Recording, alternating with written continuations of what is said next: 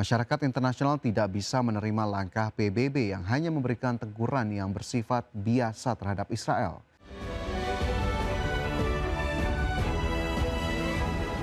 Pemirsa, Palestina mendesak Dewan Keamanan Perserikatan Bangsa-Bangsa untuk mengambil tindakan yang lebih tegas terhadap pendudukan dan ekspansi permukiman Israel di tepi barat, serta tidak hanya mengeluarkan teguran biasa.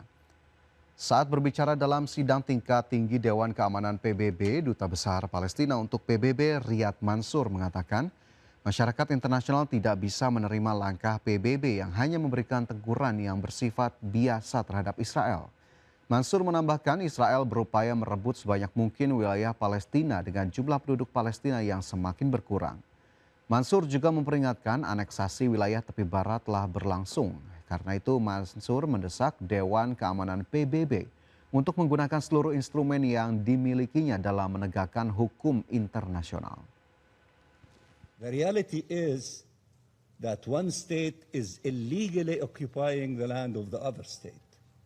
So therefore we need the international community, the Security Council, to help the state of Palestine that lives under ruthless occupation, illegal occupation, using the words of the International Court of Justice, to help us to end this illegal occupation, as the International Court of Justice said, as rapidly. Pemirsa, tingkat kepuasan publik terhadap Presiden Korea Selatan Lee Jae-myung terus menurun untuk pekan keempat beruntun dan mencapai titik terendah sejak dirinya mulai menjabat. Real Meter menunjukkan tingkat persetujuan terhadap kinerja Lee berada di angka 43,3% atau turun 2,6 poin persentase dibandingkan pekan sebelumnya. Tingkat kepuasan publik terhadap Presiden Korea Selatan Lee Jae-myung terus menurun dengan tingkat persetujuan merosot untuk 4 pekan berturut-turut dan mencapai titik terendah sejak dirinya mulai menjabat. Dalam survei terbaru yang dirilis menunjukkan tingkat persetujuan terhadap kinerja Lee berada di angka 43,3% atau turun 2,6 poin persentase dibandingkan pekan sebelumnya. Survei dilakukan terhadap 2.514 pemilih pada 3 hingga 7 Agustus lalu yang memiliki margin of error plus minus 2 poin persentase dengan tingkat kepercayaan hingga 95%. Penurunan dukungan terhadap Lee paling tajam terjadi di Seoul dengan tingkat persetujuan terhadap presiden di ibu kota Korea Selatan tersebut turun 5,9 poin persentase. Tidak hanya itu, penurunan juga terjadi di Daegu dan Provinsi Gyeongsang Utara sebesar 5,5 poin. Sementara di Busan, Ulsan dan Provinsi Gyeongsang Selatan tingkat persetujuan turun 4,8 poin. Bahkan dukungan terhadap Lee juga melemah cukup signifikan di kalangan pemilih berusia lanjut dengan tingkat persetujuan turun 5,6 poin di antara responden berusia 70 tahun ke atas dan 5,3 poin di kelompok usia 60-an. Sejumlah kontroversi dinilai turut mempengaruhi perubahan dukungan tersebut, termasuk terkait perubahan pajak properti, amandemen undang-undang acara pidana, ketidakpastian ekonomi, serta gelombang panas berkepanjangan. Di tengah penurunan tingkat kepuasan terhadap presiden, partai yang dipimpinnya justru masih unggul dalam survei terpisah yang dilakukan Real Meter dengan perolehan dukungan 44,6%. Sedangkan Partai People Power sebagai partai oposisi utama hanya didukung 37,6%. Berbagai sumber Adex Channel.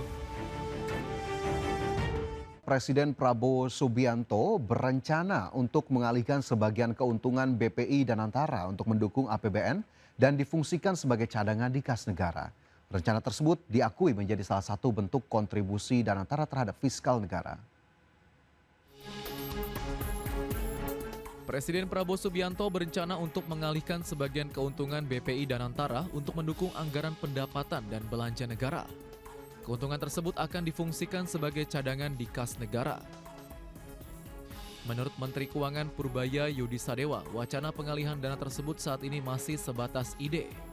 Pemerintah masih perlu melakukan pembahasan lebih lanjut mengenai rencana tersebut bersama Danantara, termasuk skema penyalurannya. Purbaya belum memastikan melalui pos apa dana tersebut nantinya akan dicatat dalam APBN. Danantara kan menghasilkan juga keuntungan kan. Presiden merencanakan sebagian keuntungan itu sebagai cadangan APBN untuk APBN. Nanti masih dibicarakan dengan.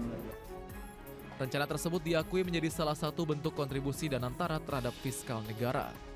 Tim Liputan IDX Channel. Pemirsa, Injourney bersama Garuda Indonesia menghadirkan program Free Domestic Flight mulai Agustus hingga akhir November 2026 bagi para wisatawan mancanegara. Free penerbangan domestik ke Lombok dan Yogyakarta ini berlaku bagi wisatawan yang melakukan penerbangan ke Bali dan Jakarta. Injourney bersama Garuda Indonesia terus berupaya melakukan penguatan konektivitas penerbangan domestik, salah satunya dengan menghadirkan program Free Domestic Flight mulai Agustus hingga akhir November 2026. Program ini menyasar wisatawan internasional yang melakukan penerbangan menggunakan Garuda Indonesia pulang pergi, rute Jakarta dan Bali.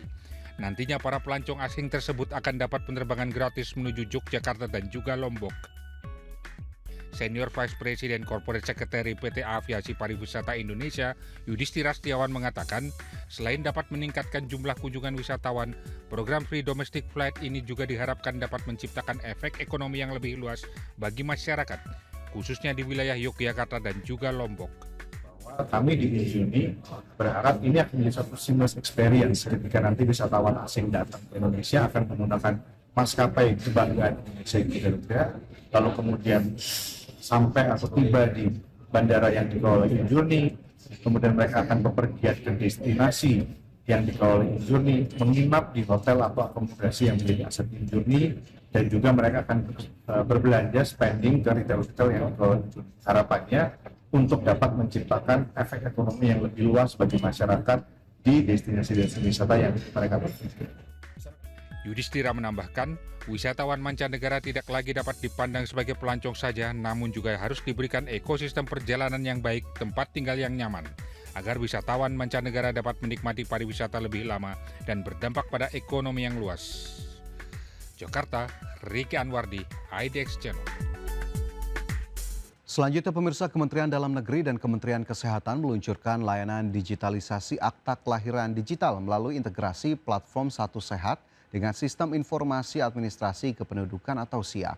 Lewat sistem ini akta kelahiran dapat diterbitkan secara otomatis dan dikirim secara daring sesaat setelah bayi lahir di fasilitas kesehatan.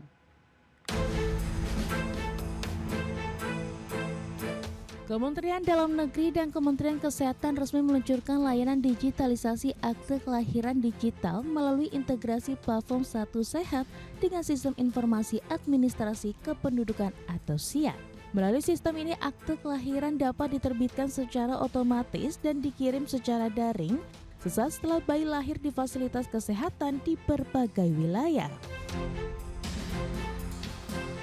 Menteri Kesehatan Budi Gunadi Sadikin menyampaikan bahwa integrasi data tersebut akan mempermudah penerbitan dokumen kependudukan bagi bayi yang baru lahir. Menurutnya terdapat sekitar 4,8 juta bayi lahir setiap tahun di Indonesia atau sekitar 13.000 kelahiran per hari. Nantinya dokumen tersebut dapat dicetak maupun dikirim secara digital kepada pihak orang tua. Ya, kalau ada ibu yang melahirkan anak-anak itu sekitar 4,8 juta setahun atau 13.000 per hari, kartu akte kelahirannya termasuk kartu keluarganya dan kartu ibu anaknya bisa langsung keluar secara digital, bisa di print out, bisa juga dikirim. Itu aja. Jadi terima kasih Pak Luhut, ini Pak Luhut sama yang sudah menginisiasi ini, dan terima kasih Pak Tito yang sudah membuka kerjasama dengan Kementerian Kesehatan mengintegrasi data Dukcapil. Sementara itu, Menteri Dalam Negeri Tito Karnavian menyampaikan bahwa integrasi Satu Sehat dan SIAK memungkinkan akte kelahiran diterbitkan segera setelah bayi lahir tanpa orang tua harus mengurus secara manual ke berbagai instansi. Akte kelahirannya sistem di Dukcapil yang punya data lengkap masyarakat Indonesia digabung dengan sistemnya beliau, data sehat, Satu Sehat, diintegrasikan supaya setiap anak yang lahir langsung diberikan akte kelahiran. Saya bilang sangat bisa sekali dan sangat mendukung sekali, dan itu akan mempermudah layanan publik masyarakat. Ya, masyarakat nggak harus sana kemari untuk ngurus akte kelahiran. Adapun Tito menjelaskan akte kelahiran digital nantinya dapat langsung diterima melalui fasilitas kesehatan tempat persalinan, baik puskesmas maupun rumah sakit. Bahkan dokumen juga bisa dikirim melalui email maupun nomor WhatsApp orang tua untuk kemudian dicetak secara mandiri. Dari Jakarta, Iwantoro Winduaji, IDX Channel.